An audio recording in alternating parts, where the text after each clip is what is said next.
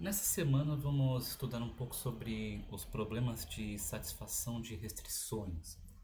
Então, essa semana vai ser composta por três vídeos. O primeiro explicando o que é o problema de satisfação de restrição e como modelar um certo problema de busca nesse formato.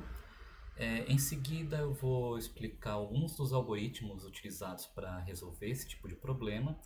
E finalmente vou falar do algoritmo talvez mais utilizado para isso, que é o de backtracking, ou retrocesso. Então vamos começar com o problema de satisfação de restrição.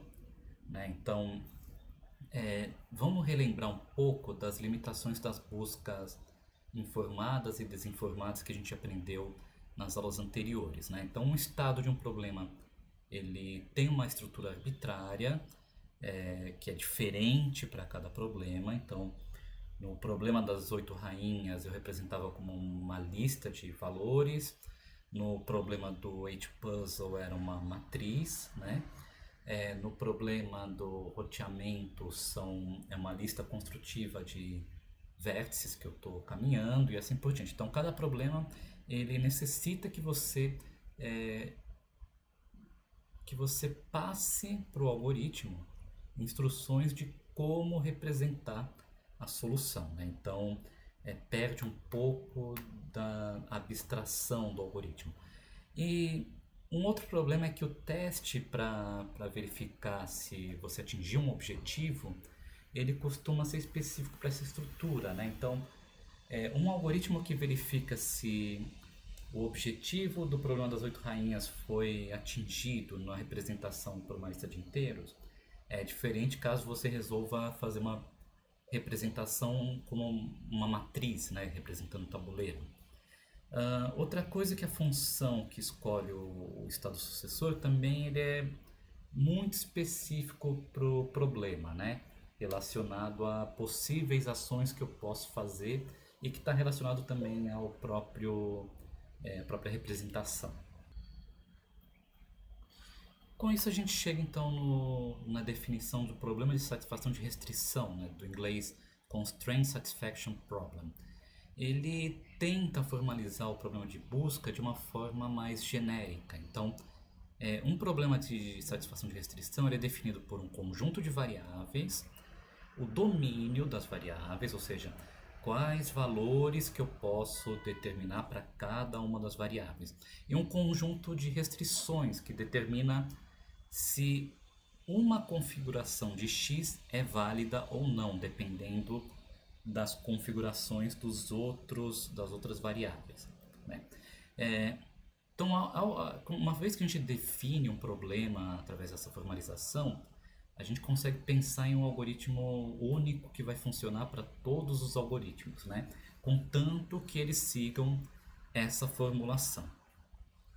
Então, um exemplo clássico para esse problema é o do problema de colorir um mapa, né? Então, imagina que eu tenho esse mapa da Austrália, com várias regiões, né, do continente, e eu quero colorir cada um dos estados de uma cor diferente, né? Então, digamos que aqui eu vou pintar de azul, aqui de verde, aqui de vermelho. Então, a cor de cada região tem que ser diferente dos seus vizinhos. Eu não posso pintar esse de verde e esse de verde. Eu quero pintar de cores diferentes para destacar as regiões, né, distintas.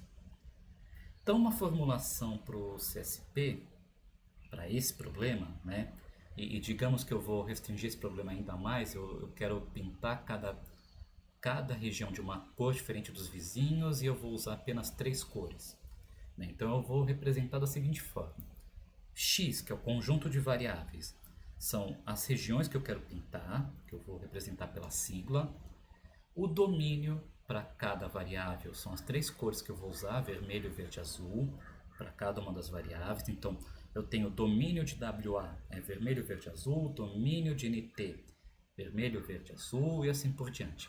E as restrições é simplesmente eu colocar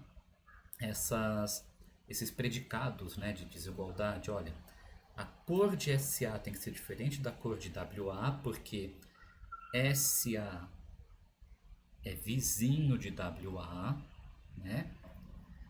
A cor de SA é diferente de NT e assim por diante. Então, para cada par de vizinho tem uma relação de desigualdade. Computacionalmente, eu posso representar essas restrições da seguinte forma. A tupla SAWA admite essas tuplas de valores. Então, aqui é como se fosse um mapa ou uma tabela hash, um dicionário, em que a chave é a tupla de regiões vizinhas e os valores, né, o valor seria o conjunto de tuplas de valores que são admissíveis para essa tupla da chave. Né? Então, dessa forma, a gente consegue padronizar os algoritmos que vão lidar com as restrições. Então, o algoritmo que resolve esse tipo de problema não vai querer saber que é o problema das 8 rainhas, que é o problema do 8 puzzle. Ele só quer saber que você passe os dados nesse formato. E ele consegue resolver. Né? Então, vamos lá. É fácil perceber naquele mapa que se eu pintar SA de azul, nenhum vizinho pode ter essa cor, né? Então, se eu for pensar num algoritmo de busca informado ou desinformado, né? Mesmo que seja o A estrela, a gente tem que explorar 3 elevado a 5, né? Porque são 3 cores e 5 regiões, que dá 243 possibilidades de alocações de cores. A árvore vai tentar enumerar tudo isso. Não enumera tudo, mas vai ser algo nessa ordem, né? Agora, com o uso de restrições, a gente passa a ter que explorar apenas 2 elevado a 5 porque eu eliminei uma das cores, né? Só para situar, vamos ver aqui a região SA de novo. O SA é esse daqui, né? Então vamos ver aqui, ó. O SA é esse daqui. Uma vez que eu determinei a cor de SA, eu vou ter 2 cores para preencher esse e esse. Então o meu espaço de busca é reduzido para a ordem de 2 a quinta. Quando numa busca informada ou desinformada, uma busca em árvore, ele ainda iria testar as outras cores, né? Chegando ao espaço de busca de 3 a quinta. Então a gente consegue ter uma redução no nosso tamanho do espaço de busca para determinar o resto da solução. Então vamos representar as restrições numa forma de grafo. Então cada nó representa uma variável do problema e uma aresta representa a relação de desigualdade, né? Então eu tenho aqui, se eu tenho uma aresta ligando NT ao Q, quer dizer que as cores dessas 2 regiões têm que ser diferentes. Né? Essa estrutura, dependendo de como você modela os algoritmos, ela pode ajudar a acelerar a nossa busca. Mas a gente vai ver isso mais para frente. O mais comum é a gente pensar sempre que a gente tem variáveis discretas, né? Ou seja, xi é azul ou vermelho. Xi representa a quantidade de compras de certo material. Eu não tenho uma quantidade contínua ou infinita de valores para xi. Então, geralmente, esse tipo de problema é aplicável em variáveis discretas, embora também possa ser aplicado em variáveis contínuas.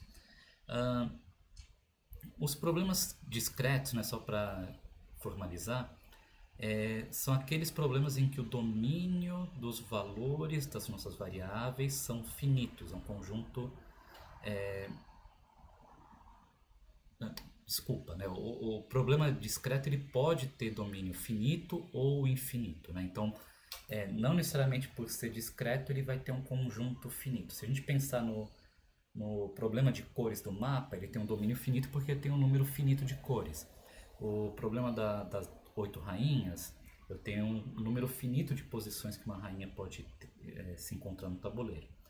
Agora, se eu penso em quantidade de compra de material, eu tenho aqui que em tese eu poderia ter um domínio infinito, né? Se eu não tivesse um limitante de quanto que eu posso comprar de certo material. Mas por ser uma variável dos números inteiros, por exemplo, ele tem uma quantidade infinita. A gente pode usar variáveis contínuas também nesse tipo de problema, por exemplo, tempo é uma variável contínua, valor de medição como um número real, né? Contanto que as restrições do meu problema sejam lineares, tá? Que nesse caso eu consigo criar métodos que conseguem achar soluções em um tempo polinomial. Então, se eu tenho um problema de variáveis contínuas, mas as restrições são não lineares, apresentam não linearidade, aí eu não tenho um algoritmo que consegue resolver em um tempo hábil para problemas grandes, tá? Isso aqui vocês vão aprender mais na disciplina de programação matemática, quando vocês vão aprender método simplex, etc. Quanto às restrições, né, do nosso problema, a gente pode categorizar em três tipos. Unárias, quando envolve uma única variável, por exemplo, o povo da região de South Australia, eles não gostam da cor verde, então eles não querem que o mapa da região deles seja pintado de verde. Então aqui eu tenho uma restrição que envolve apenas uma única variável, né? Que é basicamente eu restringir o domínio de valores que essa variável pode ter, né? Eu consigo implementar essa restrição diretamente no domínio da variável. Eu tenho também as restrições binárias, que é o que a gente já viu que envolve duas variáveis, então tenho a cor de SA tem que ser diferente de WA porque eles são vizinhos, né? E eu posso ter também restrições de alta ordem, embora a gente evite esse tipo de restrição para não aumentar a complexidade do nosso problema. E elas envolvem então três ou mais variáveis, né? As restrições, elas não precisam modelar apenas proibições, mas também pode modelar preferência, pode falar assim: olha, eu prefiro que SA tenha cor verde, mas não necessariamente tem que ser verde. No próximo vídeo eu vou mostrar alguns dos algoritmos para resolver esse problema de satisfação de restrição. São problemas que são algoritmos que não são tão simples de entender, mas depois a gente vai ver a implementação deles na aula prática para ajudar a tornar tudo menos abstrato.